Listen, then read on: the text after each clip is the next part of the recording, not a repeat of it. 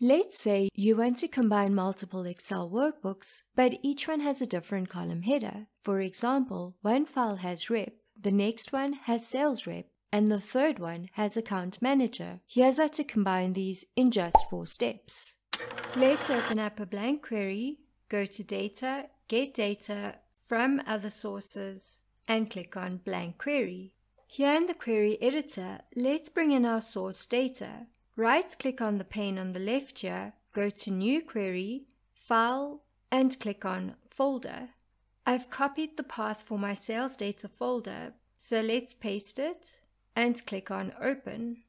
Here we can see our Region 1 and Region 2 files in our sales data folder. Let's click on Combine and Transform Data.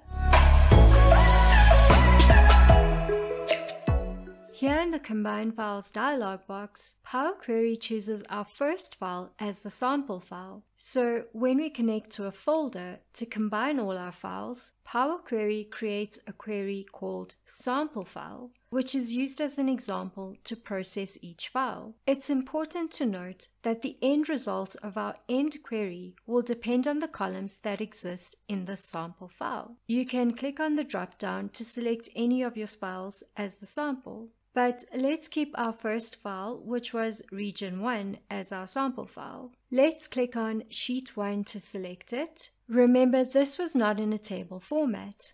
But that's fine, as Power Query will perform the transformations for us to convert this to a table. And click on OK. And here are all the transformations that Power Query has performed for us to get our end result here, which is a table called Sales Data. And it has our Region 1 and Region 2 sheets combined. If we take a closer look though, our Region 1 data has imported correctly, but we have these null values here for Region 2. This is because we used our Region 1 file as our sample file, so Power Query based our query on the column headers that exist in this file. And as our Region 2 file did not have these column headers, it shows up as null values in our end query. But we're going to fix this in the steps to come. Next, let's rename a column so that we have the code for how Power Query performs this step. But first, we need to ensure that we perform this transformation in the correct query. We have our end result, which is our sales data query, and we also have our transform sample file query, which is the example that Power Query used to process the rest of our files. Remember, our aim is to create a query that dynamically combines our data that has different column names. So we need to first create our query to dynamically update our column names so that when the tables are combined, all the column names are exactly the same in each table. Therefore, we will need to perform the rename column step here in the transform sample file query and not in the end query, which is sales data. So let's rename rep to sales rep and hit enter. And over here in our applied steps, Power Query has recorded the rename column step. Let's take a closer look at the code that Power Query generated for this step here in the formula bar. It used the table.rename columns function. This function renames our current column name with the new column name. The first argument is referencing the promoted headers step, which is our last step before we performed the renamed column step. This is the sequence in which M-code works. If you would like an introduction into this code and how the advanced editor works, I highly recommend you watch this video here. The link is in the description also. The next two arguments in the curly brackets show the current column name, which is rep, and the new column name, which is sales rep. The curly brackets indicate that this argument needs to be in a list. So important to note, the table.rename columns function requires our current and new column names to be in a list. We can also see that rep and sales rep have been hard-coded, as it's in red and in double quotation marks. But we want this argument to be dynamic, and we need it to be in a list.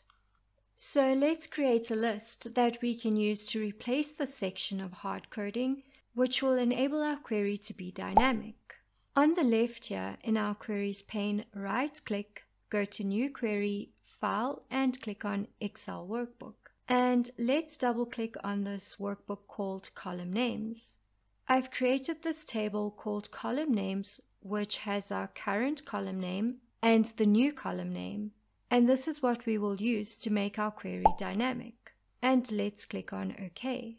And we get a query with our column names table. And Power Query has performed some transformations for us. We need to convert this table to a list.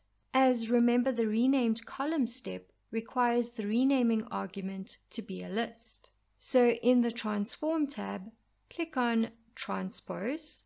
So we now have our current name in one column and the new name also in the same column. But this is still a table, as we can see from the icon on the left here. To convert this to a list, we need to use the Advanced Editor.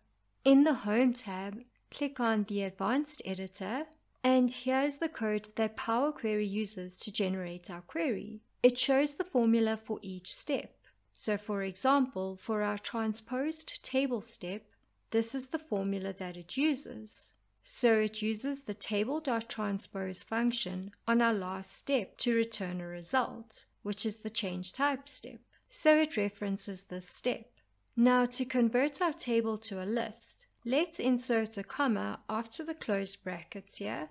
When you're writing M, there always needs to be a comma after each step in the let section, except for the last step.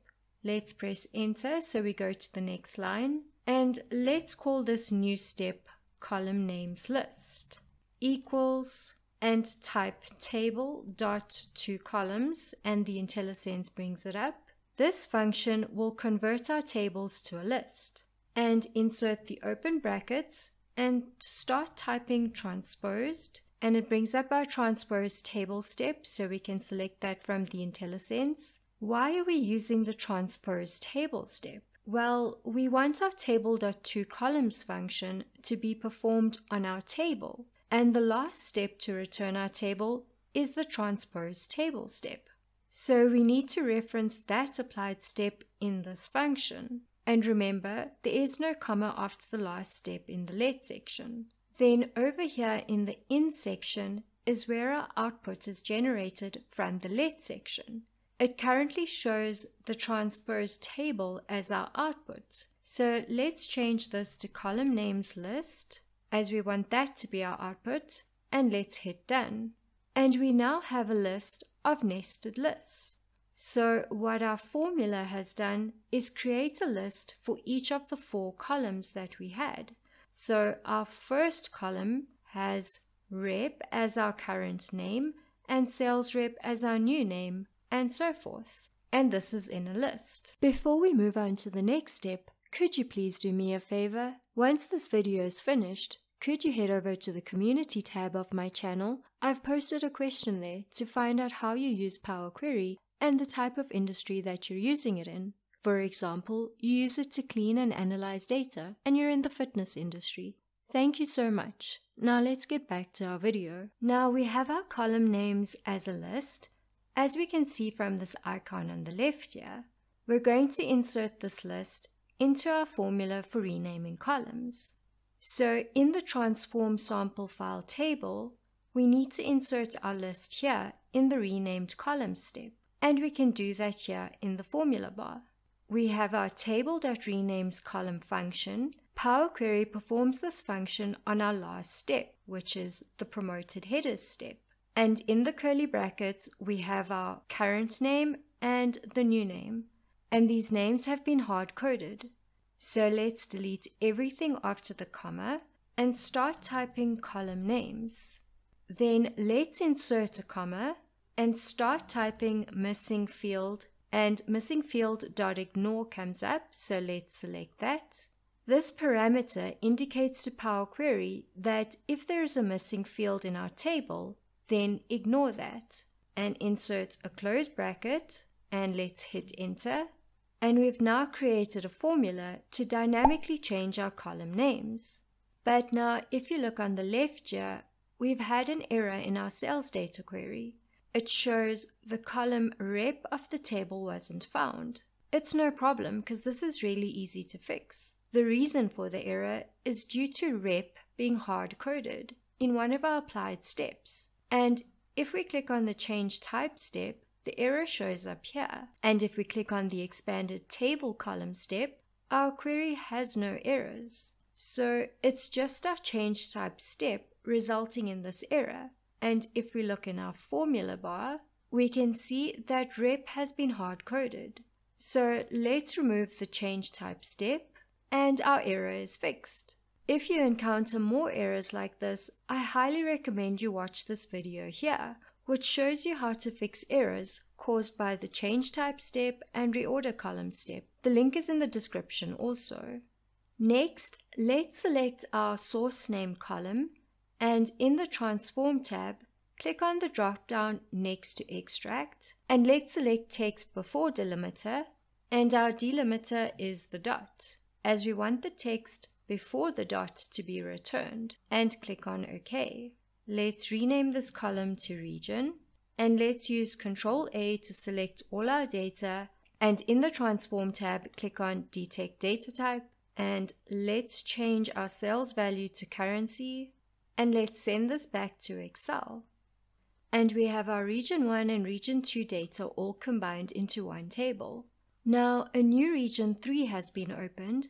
Let's have a look at this file. The first column header is Account Manager. Then we have Sales Number, Status, and Sales Value. Let's have a look at our column names table. We don't have Account Manager here, so let's add it here in our current column, and we want this to be renamed to Sales Rep.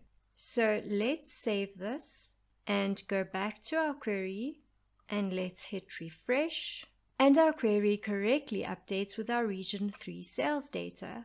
Now, if you have a set of data in this format, where you have the field name on the left and the detail of that field on the right, and what you actually want is this format here, where you have each of your field names as the column headers and the details as the values in each of those columns, then you should definitely check out this video here. It's going to save you a lot of time in your data cleanups.